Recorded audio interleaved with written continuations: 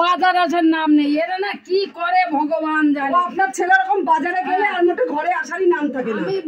আমি কি করব এখন? লোকজন এসে যাবে। 2 ঘন্টা হয়ে গেছে, বাজারে গেছে, বললাম তাড়াতাড়ি বাজারটা নিয়ে আসো। লোকজন চলে আসবে, তা আমি কি করব বলো? না আসলে আমি কি করব বলো? ফোনটা করো না। ফোন করব ফোন নিয়ে গেছে নাকি? ঘরে দেখি আগে, দাঁড়াও ফোন আছে কিনা। তোমারও আসলে চিন্তা নেই। ফোনটা যে আমি ওখানেই রেখেছিলাম, কোথায় গেল? আরে আছে ঘরে। ও এই তো ফোন, দাঁড়া আমি ফোন করে নি তোর বাবাকে। হ্যালো হ্যালো, আরে এই তো আমি আসছি। আরে আসছো তো? তুমি তো গেছো, সেই গেছো তো গেছো, 2 ঘন্টা হয়ে গেছে। বাজার করতে লোকজন এসে যাবে। বাজার করতে এখনো রান্না রয়েছে, বেগুন ভাজবো। বেগুন এনেছো? কত বাজার করতে টাইম লাগে না? মেয়েটাও পর্যন্ত বলছে শুধু ঝগড়া করে। টাইম লাগে না বাজার করতে? টাইম লাগে না। এ বাবা, এই দেখো বাজার, এই নাকি বাজার 2 ঘন্টা ধরে। এই পচা পচা, এই যে পচা পেঁয়াজ, আর আনছে আবার একটা। এই কি আমি আনতে বলেছি? মা আপনি বলেন না, বললে তো বেশি মানে। এই আমি আনতে বলেছি? এরে ভগবান, এই 4টে পটল, এই নাকি বাজার। আমি যাই। আর এই যে 3টে ধুন্দুলে, আর কি গালে গালে দেবো? ও তো আমার মেয়েটারও হবে না, এটা আমার মেয়েও মনে হয় হবে না। এই যে তারপরে আপনি দেখেন, আমি বলেছি বেগুন আনতে, সে বেগুন এনেছে। ও ভগবান, এই 2টো বেগুন, তারপরে আবার এই ছোকলা কেউ কিনে আনে, লাউয়ের ছোকলা। এই শোনা, কোন বন্ধুর বাড়ি থেকে আনছো? এই লাউয়ের ছোকলা, ওই সরে যাদিকে তো, লাউয়ের ছোকলাও কি বিক্রি হয় বাজারে? ভাজা খেতে ভালো লাগে। তা বাজারে কি এটা লাউ ধরে নিয়ে আসতে পারতা? এই ছোকলাও বিক্রি হয়? লাউটা কই তাহলে? লাউ আনি বেগুন আনছি, তুই যা যা বলছিস। আরে সর্বনাশ, মা আপনার ছেলের বাজার দেখেন। কার বাড়ি থেকে আনছি? আরে এগুলো না বিক্রি হচ্ছে মা।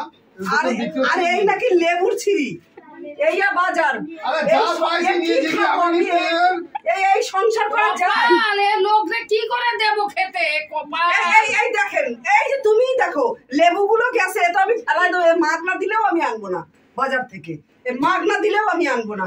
দেন বটিটা দেন, বেগুন 2টো কাটি। কারে কি দেবো আমি বুঝে পাইনি। এই নাকি বাজার, বুঝতে পারছো? এই নাকি বাজার। দাও বটিটা দাও, বটিটা দাও। যাও তুমি যাও, অনেক করেছো বাবা। তুমি আমার সংসারের জন্য তুমি অনেক করেছো, অনেক করেছো। কি ঝামেলা তোদের।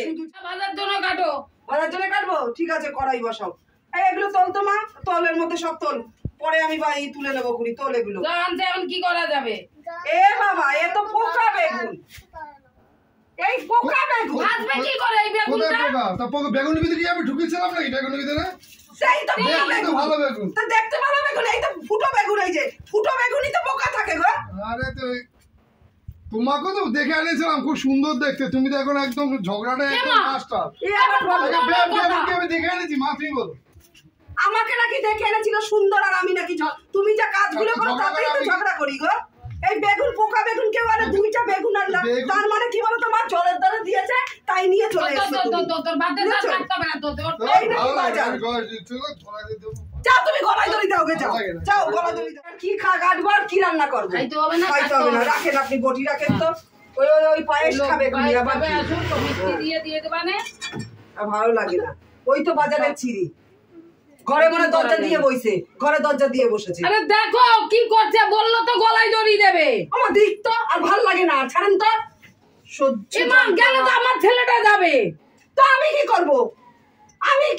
বলেন আমি কি করবো? কি ওইসব মানুষের সাথে সঙ্গে নেওয়া যায় নাকি? যাচ্ছি, দেখছি আমি।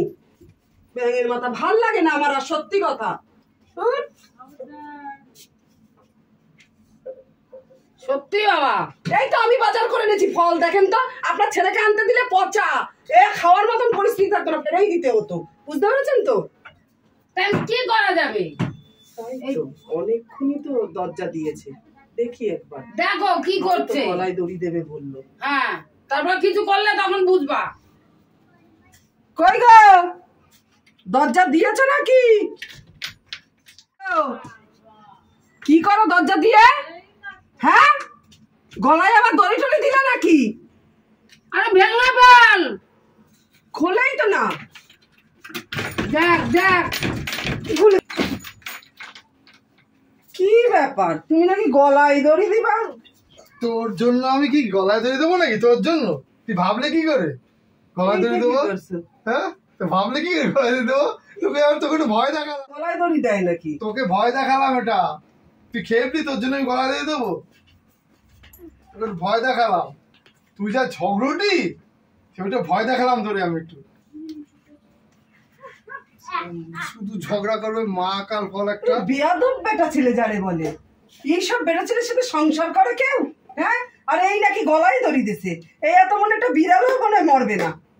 আবার এর মা আবার ভয়তে, আমার ছেলের যদি কিছু হয়ে যায় আমাকেই বের করে দেবে। ভয় দেখালাম ওটা আমি। তুই গলায় দড়ি দেবো খেপলি, তুই তোর জন্য আমি মরবো? তুই ভাবলে কি করে?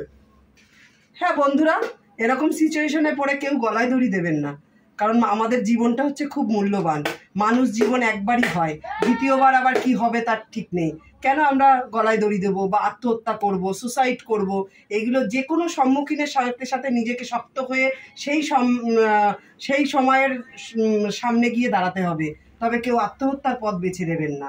যত যাই হোক না কেন, শক্ত হাতে সব কিছু মেনে নিতে হবে।